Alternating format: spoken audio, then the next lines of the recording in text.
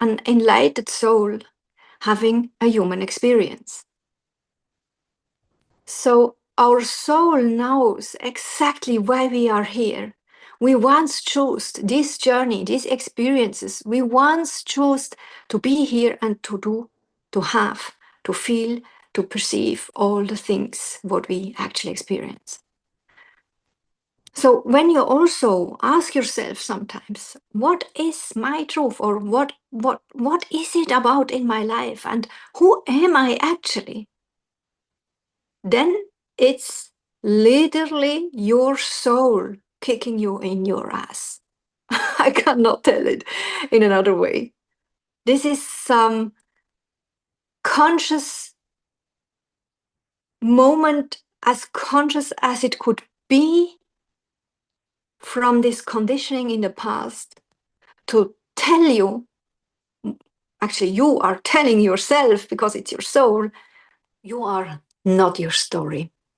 You are not who you think you are.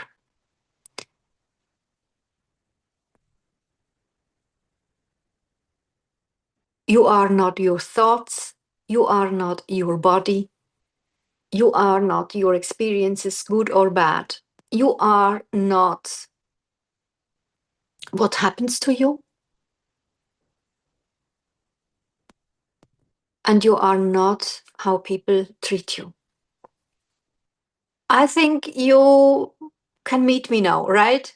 The list is endless, literally. But I tell you something. Even if I'm over than 20 years now in the personal development space, professionally as a coach, and since 15 years dedicated to the topic to be conscious with me and to expand awareness, I obviously do the human experience exactly as you do too. Because we all are human, but we really must understand, in my opinion, and I want to invite you to think and contemplate about that, because it is very relieving. We must understand that we are not this human being. We are this immortal soul coming literally to this 3D earth to experience through this body, through this parents, through this childhood, through this adulthood, and all the things we create, so that we can perceive more as a soul. Because the soul does not have a body. It's a phase, I call it like one of the most important phases in our lives, because you can really trust that you would not be there if it's not meant for you, and if it's not really meaningful what now is developing inside of you. And it's actually a state where your soul wants to speak to you. It's a state about a very important next chapter. And this chapter is not the mission. It's only the first step, or let's say the first 10 steps of the mission. And you probably ask yourself, what is she talking about, right? The mission? What?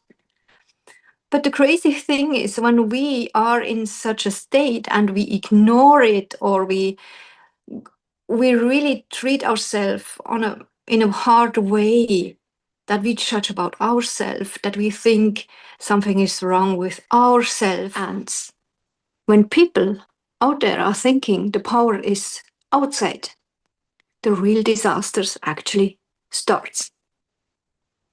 And let me tell you a little story.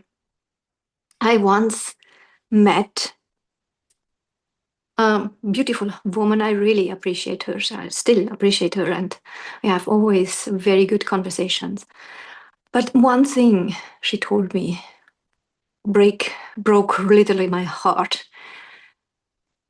when she told me that she cannot change her breath, or her insights, or the way she is thinking about things, and how these thoughts and beliefs are actually influencing her own health.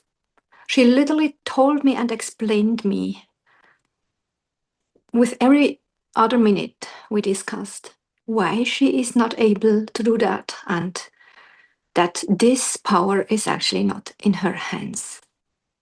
And this is not true. So let's dig in. This will keep building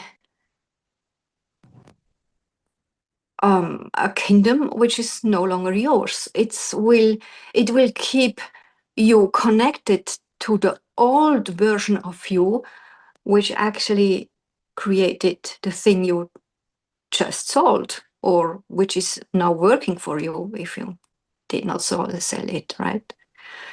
So you become like a prisoner of your own success if you create a meaning or a judgment about this state.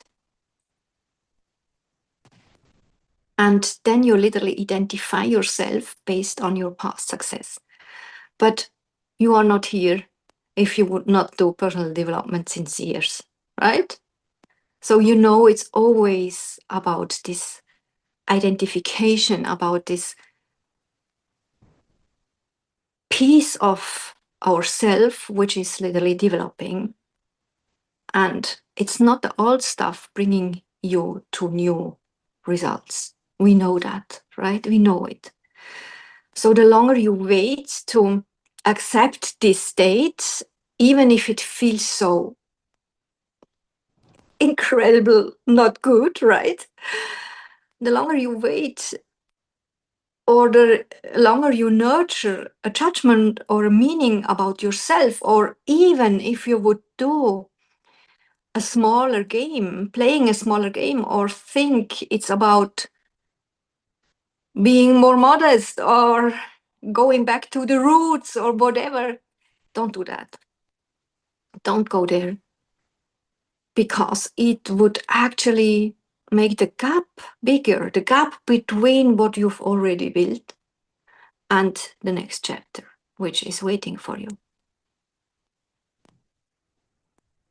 In between, I really can stand behind the sentence, behind the fear or even another resistance is always a superpower, our individual superpower. And it's actually one part of our true identity. And you know, this identity thing is really something which is literally walking with me since a few years, side by side. I always ask myself, then it's like we would, let's say, we would have in our vision a sport car. We would buy this sport car, but we are too fearful, too worried to drive it. We would buy it, and probably we would try to drive it a little bit, but very anxious. And with every other contact, every of another car on the road or other, I mean, whoever is on the road, right? The worse it gets, because we are in such a big fear. And then we start to tremble, right? We start to get these body sensations of fear, like, I don't know how you say it in English. In German, it's hecheln. Like you get this fast breath, like, yes, from the fear, but you bravely try to drive this car, right? This let's say it's a Porsche or whatever it is, but you actually are not able to do it, and especially not in a joyful and relaxed way, which would be natural. And you know, here is the thing: a lot of people, and they are mostly very spiritual, as soon as they ask for their true purpose and their true calling, they unconsciously think they would be happy the whole life and never experience bad things anymore as soon as they know and live their true purpose. But this is a lie. It's not true. It's not possible. It's not congruent to this belief that we are here as an enlightened and immortal soul in this human body. But as soon as we stick with that and we allow us to trust, to go with that and to trust this is it, we realize to more and more come in our center and our truth. And more, everything gets easier, but not only nice. And the next step is actually that you just realize and listen, this is very important. You just realize this here is actually what I can do. And this is in my hands always.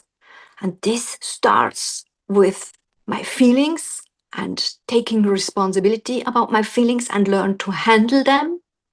It is about my thoughts and asking myself, is it nurturing my health, my quality of life if I think this way? Or is there another thought or thinking which would helping me better? Because you can always decide how you want to think about the things. You can always decide to forgive something or someone and even yourself. You can always decide about the belongings in your center, inside, because there is your power and your authority, and this is your only authority. And this is actually the basement of all problems we have out there, because always people think they can judge about the things outside and they would have authority about that. And they put themselves with this opinion on a pedestal. But it's only hurting and creating disasters, as we already know. So that's one sign when you realize you are so busy with changes and finding the perfect thing for whatever it is in your world. Right? But the other way to activate your superpower and to bring this part in your new identity to life, which is meant now for you to go like next level, is that you look backwards. So you trust your vision, you trust your soul mission, you trust yourself when you asked for it and you got this. Let's take the Porsche again. You got this Porsche. It's a part. You don't go in a disalignment, in a second guessing. You just trust. Then you can ask yourself, which person do I have to be to drive this Porsche in a way that I really enjoy it and that I'm fully at my place and I'm able to take in the energy of this car, to feel it, to be this car,